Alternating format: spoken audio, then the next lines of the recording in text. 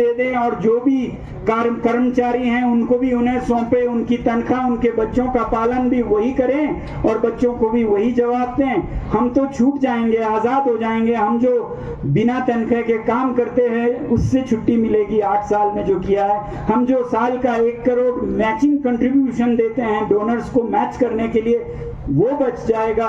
ये लद्दाख फैसला करेगी कि हयाल के साथ क्या हो। जी, अभी हमने देखा है किस तरह से फ्लड्स आ रहे हैं हिमालयन स्टेट्स में बहुत सारे। जी दोबारा। Hello, am I audible? हाँ। अभी हमने देखा है जी, हिमालयन स्टेट्स में जो फ्लड्स आए हैं वो सभी ने देखा है अभी, जिस तरह की क्या लेवल आ रही है। जी जी आ रही है, हाँ आ रही है, हिमालयन स्टेट्स आ रही है। फ्लड्स आए हैं अभी बीते दिनों में, हमने देखा है किस तरह का डिस्ट्रक्शन हुआ है। आप एक एनवायरमेंटल एक्टिविस्ट हो, एक बहुत बड़ा मुद्दा 6 शेड्यूल की मांग में ये भी रहा है कि लोकल लोगों को अधिकार होना चाहिए कि किस तरह से एनवायरमेंट को प्रोटेक्ट कर सके। तो इन चीजों को आप किस तरह से देखते हैं कि इसके बावजूद क्या आपको लगता है कि कहीं सीरियसनेस नहीं है क्लाइमेट क्राइसिस में डील करने में, या वो प्रायोरिटी सरकार की नजर नहीं आ रही है?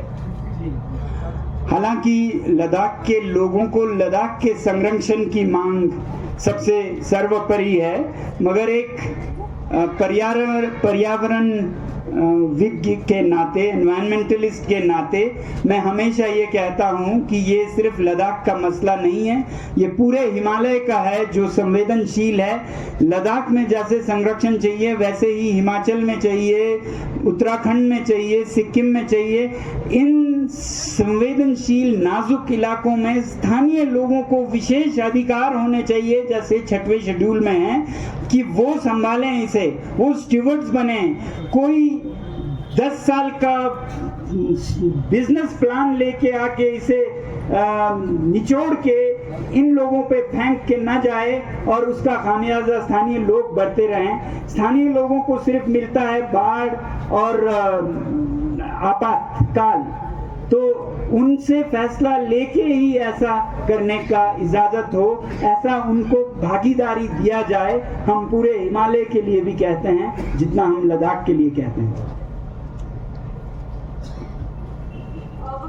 क्या है कि सरकार आप लोग फिर से अनशन शुरू वाले हैं, क्या एक्सपेक्टेशन है कि लगता है कि सेंट्रल गवर्नमेंट सुनेगी इस बार आपकी बात? हमें उम्मीद है सुनेगी, नहीं सुने तो वो आने वाले इलेक्शंस में नतीजे देखेंगे। भारत भर से लोगों का रोष देखेंगे कि लद्दाख के लोगों को कितना वो सता रहे हैं, जो यहाँ सीमा पर बिना वर्दी के, बिना तनख्वाह के सैनिक बन के हम भारतीय सेना का साथ देते हैं, उनको वो कितना सता रहे हैं वो देखेंगे। एक दो कंपनी के लिए वो कंट्री का सिक्योरिटी दांव पे लगा रहे हैं, ये मैं आप लोगों से बताना चाहूंगा। कंपनी उनको ज्यादा बड़ी दिख रही है कंट्री से, तो ये देश जानेगा, क्योंकि लद्दाख में लोग बहुत बड़ा प्रश्न चिन्ह का सामना कर रहे हैं कि जिस देश के लिए हमने जान की परवाह नहीं की, सैनिकों ने तो जान दी, असैनिक जो लोग हैं वो बिना वर्दी के युद्ध भूमि में जाकर रसद कपड़े पहुंचाते हैं घर से बनाकर, तो वो परेशान है। ये हो क्या रहा है, भारत हमारे साथ ऐसा क्यों कर रहा है? मैं आपको ये भी बताऊं कि परेशानी ये नहीं है, मुझे डर इस बात का नहीं है कि लद्दाख के लोग देश के विरुद्ध हो जाएंगे। लद्दाख के लोग हमेशा देश के लिए ही जिएंगे, मगर मुझे डर ये है कि लद्दाख के लोग दिल्ली बंबई में रहने वाले लोगों की तरह ना हो जाएं, जिनको देश की सुरक्षा से कुछ लेना देना नहीं है, अपने धंधे बिजनेस के पीछे हैं। युद्ध होता है तो वो नहीं निकलते हैं, युद्ध होता है जब जंग होती है, जो 5-6 हुए हैं उनमें दिल्ली से कोई नहीं आया, लद्दाख के लोग गए मरने के लिए, बोझा ढोने के लिए। तो कहीं तो डर ये है कि लद्दाख के लोग भी कहें हम भी दिल्ली के जैसे क्यों ना करें, हमें कौन सा पड़ा है। डर ये है कि हम दिल्ली के बराबर ना हो जाएं। हम देश के खिलाफ कभी नहीं होंगे, मगर जो जज्बा अभी तक दिखाया है उसमें फर्क आ सकता है, ये मैं बार बार बोलता आया हूं। और ये बहुत से भूतपूर्व जनरल्स बोलते रहे हैं, भूतपूर्व जनरल्स बोलते रहे हैं कि ये सरकार लद्दाख में ऐसा करके भारतीय सुरक्षा को दांव पे लगा रही है। ये एक खतरनाक खेल है।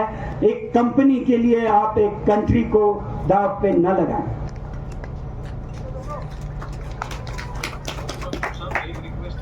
कम मिलते हैं लद्दाख से, और आपके जो स्पीचेस वगैरह मिलते हैं वो भी यूट्यूब से तो मिल जाते हैं, लेकिन वो समझने में मुश्किल होती है क्योंकि लोकल लैंग्वेज में है।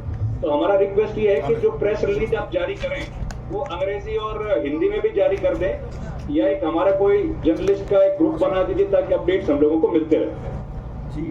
जी ज़रूर करेंगे, और आगे से हम जब प्रेस कॉन्फ्रेंस करेंगे तो ऐसे ही ऑनलाइन भी करेंगे जब मुद्दा देश से जुड़ा हो। सीबीआई वाली आखिरी बात, अभी आपके पास कोई एफआईआर की कॉपी नहीं आई है, अभी कोई आपको चार्जेस नहीं बताए गए, केवल जांच शुरू हुई है, दिल्ली से टीम आई थी। नहीं, एफआईआर तो अलग है, उसका नहीं आया है, मगर वो दिल्ली से कोई उसका रिश्ता नहीं है। सीबीआई दिल्ली से जरूर आई, वो जांच पड़ताल कर रहे हैं और उन्हें हमने सब कुछ सौंप दिया है कि कहां से तीन केसेस हैं जिसमें हमें विदेश से मुद्रा आई है। तीनों फीस हैं ज्ञान का, जिसे आप कहते हैं ना knowledge as a commodity, as a service, तो वो है, तो वो अभी हमने उन्हें दे दिया है। और हम हमेशा जो भी आते हैं, चाहे वो पुलिस से हो, सीबीआई से हो, कहीं से भी हो, वो बहुत ही हमारे लिए दिल में प्यार रखते हैं और कहते हैं कि मजबूरी में हम कर रहे हैं। तो हमें बहुत उनका प्यार और उनके लिए प्यार हमारे दिल में है। वही बात पूछ रहा हूँ कि आपके नाम से कोई एफआईआर उन्हें बताई है कि ख्याल के ऊपर वो लोग जांच कर रहे हैं, किस पर जांच कर रहे हैं? नहीं, एफआईआर का सिर्फ हमने नंबर सुना है और सुना है कि ऐसा निकला है, और वो मेरे नाम पे है और वो देशद्रोह के इल्जाम पे है, सेडिशन पे है, जिसे बीएनएसएस 152 कहते हैं शायद, वो है। ये सब हमें मालूम है, मगर हमें सर्व नहीं हुआ है, इसलिए हमें पूरा नहीं पता है क्या क्या लिखा गया है। और सीबीआई अलग से, वो तो फाइनेंस की पड़ताल कर रही है, वो अलग है।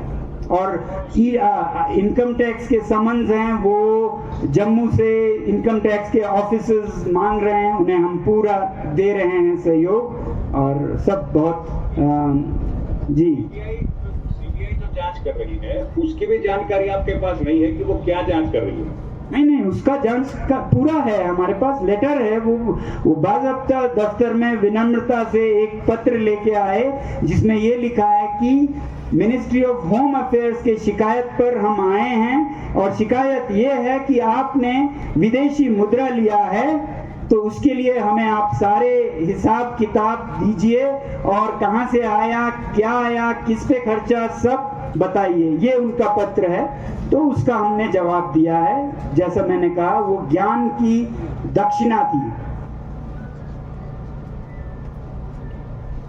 जी धन्यवाद।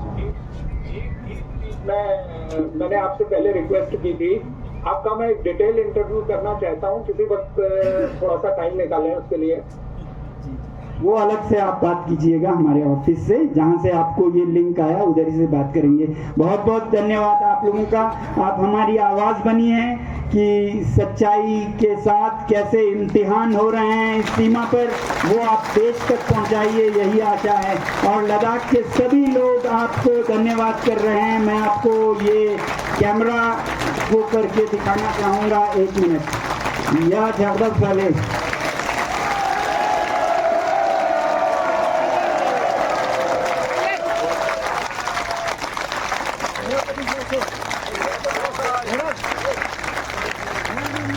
Gracias.